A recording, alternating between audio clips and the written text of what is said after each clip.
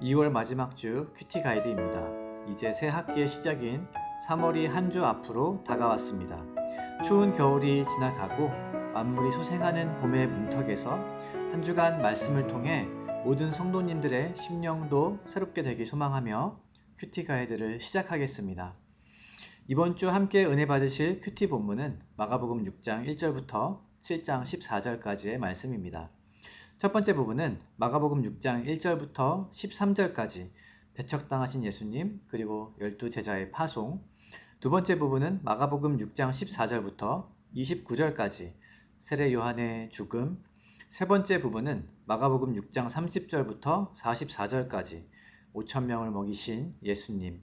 네 번째 부분은 마가복음 6장 45절부터 56절까지 바다 위를 걸으신 예수님. 다섯 번째 부분은 마가복음 7장 1절부터 13절까지 장로들의 전통보다 우월한 하나님의 계명에 관한 말씀입니다.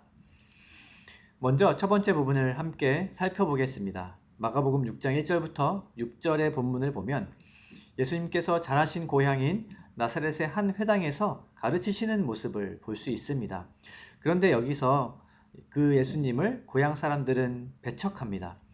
어린 시절 목수의 아들로 자랐던 그 예수의 가르침과 권위를 인정할 수 없다는 것이죠. 성도 여러분, 우리는 누군가에게 가르침을 받을 때 그 사람의 전문성과 자격과 신뢰성 같은 것을 매우 중요하게 생각합니다. 그리고 출신을 매우 중요하게 생각합니다. 가르치는 자가 나와 같은 지역의 출신일 경우에는 나보다는 나을 것이 없는 사람, 혹은 특별할 것이 없다고 여기기도 합니다. 예수님의 고향 사람들이 이와 같았습니다. 그들은 예수님을 마리아의 아들이라고 칭합니다. 당시 유대인들은 누군가의 아들의 이름을 댈 때 아버지의 이름을 붙였습니다. 그런데 여기서는 고향 사람들은 예수님의 어머니인 마리아의 이름을 언급합니다. 이것은 예수님을 무시하는 태도인 것이지요. 예수님을 향해 마리아의 아들 목수가 아니냐고 말하며 예수님을 배척합니다. 그들은 예수님이 마리아의 아들 목수가 아니라 당대 최고의 교사에게 지도받은 엘리트 출신이었다면 귀를 기울였을지도 모르겠습니다. 그러나 그들은 예수님을 받아들이지 않았어요. 하나님은 사람의 눈높이에 맞춰서 성육신하셨지만 사람들은 여전히 믿음의 대상을 자신들의 눈높이로 결정합니다. 그래서 예수님은 고향에서 권능을 행하시지 않고 사람들이 무시하고 배척하는 시골, 촌으로 두루 다니시며 가르치시는 일을 계속하십니다. 사랑하는 성도 여러분, 오늘 우리의 삶에 예수님의 메시아 되심을 인정하지 못하게 하는 믿음의 장애물은 무엇입니까? 믿음의 대상이신 예수님께서 내가 원하는 방식으로 다가와 주시지 않으면 믿지 못하겠다는 태도가 있는지 돌이켜 보아야 하겠습니다. 이어서 7절부터 13절까지 본문에 예수님은 12제자를 둘씩 파송하십니다. 파송하실 때 권능도 함께 주셨습니다. 예수님께서 제자들을 부르신 이유는 1차적으로 하나님께서 역사하시는 것을 가까이서 보게 하시기 위함이었습니다. 그래서 제자들의 1차적인 역할은 목격자, 즉 증인인 것입니다. 성도 여러분, 우리가 하나님의 일을 할 때 단지 일을 하는 데서 그치는 것이 아니라 하나님께서 역사하시는 것을 목격해야 하겠습니다. 그 목격한 하나님의 역사를 증언하는 사람이 바로 제자입니다. 특별히 여행을 위해 가져야 할 것과 가지지 말아야 할 것을 분부해 주시는데요. 8절과 9절에서 예수님은 선교적 삶을 살아가기 위해서 어떤 물건의 소지 여부를 문자적으로 말씀하신 것이 아니라 이것은 믿음을 가지라고 당부하신 것입니다. 복음을 전하는 사람에게 정작 믿음이 없다면 그 복음이 전해질 수 없기 때문이죠. 내게 믿음이 없는데 다른 이에게 믿으라고 할 수 없습니다. 이는 이미 듣는 사람은 전하는 사람에게 확신이 없다는 것을 다 느낍니다. 정리하면 본문에 나타나는 선교의 원리는 믿음입니다. 매일의 삶 가운데 은밀하게 그리고 위대하게 역사하시는 하나님을 믿음으로 바라보고 목격자로 증언하는 제자의 삶을 살아가는 저와 여러분 되시기를 축복합니다. 이어서 두 번째 부분입니다. 마가복음 6장 14절부터 29절까지 이 말씀에는 세례 요한의 죽음이 기록되어 있습니다. 여기서 세례 요한을 죽인 왕은 헤롯 대왕의 아들 중 하나인 헤롯 안티파스입니다. 이 헤롯 안티파스는 유대 지역의 일부를 다스리는 분봉왕이었는데요. 그는 자신의 아내를 버리고 동생 헤롯 빌립의 아내 헤로디아와 결혼하였습니다. 동생의 아내를 취한 것이었습니다. 이 모습을 본 세례 요한이 헤롯 안티파스를 책망하였고 이 일로 인해 헤로디아가 요한을 죽이려고 혈안이 되어 있었습니다. 그런데 헤롯 안티파스는 요한을 의롭고 거룩한 사람으로 알고 두려워하여 옥에 가두어 두었고 그를 지켜주기도 하였습니다. 그런데 마침 헤롯의 생일날이 되어 헤로디아의 딸 살로메가 춤을 추어 헤롯의 마음을 사로잡습니다. 당시 유대사회 연회에서는 식사할 때 남녀가 따로 모였고 남성들의 연회에 참석하는 여인들은 주로 성적 유희를 제공했다는 기록이 있습니다. 헤롯은 유대 지역의 분봉왕이었기 때문에 헤로디아의 딸이 춤을 추어 헤롯에게 성적 유희를 제공했다는 이 기록은 무척 설득력이 있습니다. 생일날 벌어진 술자리에서 헤롯은 많은 귀인들 앞에서 헤로디아의 딸에게 원하는 것을 말해 보라고 합니다. 내가 원하는 것은 이 나라의 절반이라도 내어주겠다며 허세를 부리기도 합니다. 자신의 능력을 과시하고 싶었던 모양입니다. 문제는 바로 허세였어요. 헤로디아는 이 기회를 놓칠세라 헤롯의 허세를 빌미로 딸에게 왕에게 요한의 목을 요구하라고 귀뜸합니다. 욕망을 드러내는 사람은 욕망을 다 채우지도 못하고 이렇게 남에게 조종당합니다. 대신들과 기인들 앞에서 다시 주워 담을 수 없는 말을 뱉은 헤롯은 헤로디아의 딸의 요구대로 재판도 하지 않고 세례 요한의 머리를 소반에 담아 내어주었습니다. 헤롯은 세례 요한을 두려워하였지만 사람들 앞에서 자신이 내뱉은 말을 번복함으로써 사람들에게 왕으로서 인정받지 못할 것을 더욱 두려워하였습니다. 결국 그는 왕이었음에도 사람들의 인정과 시선에 좌지우지되는 사람으로 전락하고 맙니다. 29절은 요한의 제자들이 시체를 가져다가 장사하는 것으로 이 사건이 마무리되는데요. 그러나 이 본문은 단지 세례 요한의 죽음에 대한 기사가 아닙니다.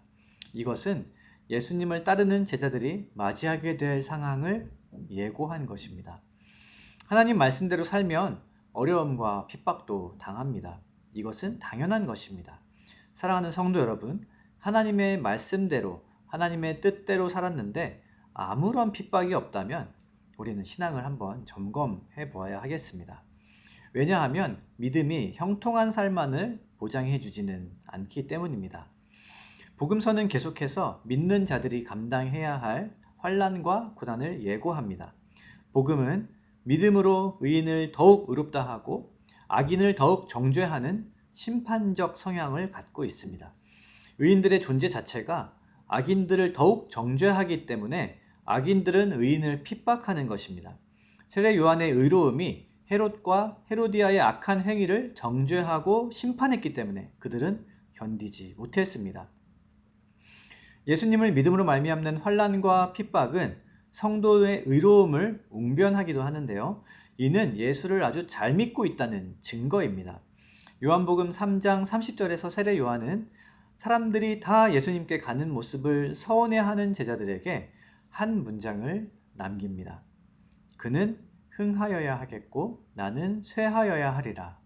그는 흥하여야 하겠고 나는 쇠하여야 하리라. 다시 오실 메시아이신 예수님의 앞에 보내심을 받은 저와 여러분도 세례 요한과 같이 고백하며 살든지 죽든지 그리스도가 존귀케 되는 삶을 살 수 있기를 기원합니다. 다음 세 번째 부분은 마가복음 6장 30절부터 44절까지 오병이어의 사건이 기록되어 있습니다. 31절에서 예수님은 사역을 마치고 돌아온 제자들이 식사도 제대로 하지 못하고 기진하는 모습을 외면치 않으시고 잠시 쉬어라고 말씀하십니다. 제자들을 특별히 생각해 주시는 예수님의 모습이 관찰됩니다. 그런데 예수님과 제자들을 발견한 무리들은 예수님과 제자들의 피곤함을 개의치 않습니다. 예수님을 만나기 위해 배보다 더 빨리 달려갑니다. 이쯤 되면 제대로 식사도 하지 못하고 쉬지도 못하신 예수님이 무리들에게 한 말씀 나무랄 만도 한데 주님의 시선에는 무리들이 목자 없는 양같이 보였습니다. 광야에서 목자를 잃은 양은 단 하루도 생존하기 어려운 연약한 존재이죠. 예수님은 양들을 위해 자신의 목숨을 버리는 선한 목자가 되어 주셨습니다. 그러던 중 이제 날이 점점 저물어 갔지만 빈들에는 여전히 5천 명이 넘는 무리들이 있었고 그들에게는 먹을 것이 없었습니다. 제자들에게는 음식이 약간 있었지만 계산이 빠른 그들은 그 적은 음식으로 수많은 사람들을 먹이기에는 부족하다는 것을 이미 알았습니다. 그래서 예수님에게 무리들을 집으로 돌려보내자고 제안합니다. 각자 끼니를 해결하고 더치페이 하자는 것이죠. 하지만 예수님은 너희가 먹을 것을 주어라고 말씀하십니다. 사랑하는 성도 여러분, 계산이 빠른 우리는 내가 가진 것으로 5천 명을 결코 먹일 수 없다는 사실을 잘 압니다. 나 하나, 우리 가족 하나 먹고 살기도 빠듯합니다. 부족한 살림을 꾸리기 위해서 아끼고 또 아껴야 합니다. 그런데 어떻게 남에게 먹을 것을 주라는 말씀입니까? 주님도 우리의 이런 형편을 모르시지 않으시죠. 그런데도 주님은 너희가 먹을 것을 주라고 말씀하시는 것입니다. 왜냐하면 바로 여기에 중요한 영적 원리가 있기 때문입니다. 그 영적 원리는 내가 가진 떡과 물고기를 떼어줄 때 받아 먹는 사람이 살 뿐만 아니라 떼어주는 사람도 살게 된다는 것입니다. 예수님은 스스로 생명의 떡이 되어 십자가에서 자신의 몸을 우리에게 떼어 원어적 의미로는 부수어 주셨습니다. 그래서 예수님의 존재가 축소되었습니까? 그렇지 않습니다. 예수님은 많은 생명을 살리셨을 뿐만 아니라 다시 살아나셨습니다. 주님의 부요함은 측량할 수가 없습니다. 성도 여러분, 우리의 삶도 마찬가지입니다. 떼어준다고 해서 궁핍해지지 않습니다. 더 풍성해집니다. 우리는 내가 떼어주는 사람의 받을 자격을 헤아리지만 주님은 자격 없는 우리에게 자신의 몸을 기꺼이 떼어주셨습니다. 예수님께서 제자들에게 너희가 먹을 것을 주라고 하신 이유는 무리들이 불쌍해서가 아니라 제자들이 영적으로 더욱 풍요로운 삶을 살게 하시기 위함이었습니다. 사랑하는 성도 여러분, 주는 것이 받는 것보다 복이 있습니다. 마침 우리 기쁨이 되는 교회의 4층 예배 공간 마련을 위한 오병이어 프로젝트가 진행 중입니다. 작은 떡과 물고기를 하나님께 드림으로써 영적으로 더욱 풍성한 삶을 간증하는 저와 여러분 되시기를 바랍니다. 다음 네 번째 부분은 마가복음 6장 45절부터 56절까지 말씀입니다. 사역을 마치신 예수님은 늘 습관적으로 기도하러 가셨습니다. 이 부분은 제자도에 있어서 반드시 놓치지 말아야 할 중요한 습관입니다. 우리는 사역을 하기 전에는 정말 뜨겁게 기도하지만 사역을 다 마치고 나서 기도하는 일은 간과합니다. 그래서 소망과 기대감으로 뜨겁게 달아오는 믿음이 사역을 마치고 나면 식어버리는 거예요. 예수님의 오병이어의 기적을 경험했음에도 불구하고 48절의 풍랑을 만난 제자들의 모습에서는 믿음을 발견하기가 어렵습니다. 그런데 솔직히 밤 사경에 바다 위를 걸어오신 예수님을 보고 놀라지 않을 수는 없었겠죠. 사람이 어떻게 파도가 치는 바다 위를 걷습니까? 내니 두려워하지 말라는 예수님의 말씀이 참으로 짓궂게 느껴집니다. 그러나 52절은 제자들의 상태를 비춰주는데요. 이는 그들이 떡 떼시던 일을 기억하지 못하고 깨닫지 못하고 도리어 그 마음이 둔하여졌음이라고 말씀합니다. 사역을 마치고 기도의 자리로 나아가야 하는 이유는 마음이 둔하여지지 않도록 하기 위해서입니다. 성도 여러분, 우리는 사역을 마치고 나면 피곤하고 기진합니다. 얼른 쉬고 싶습니다.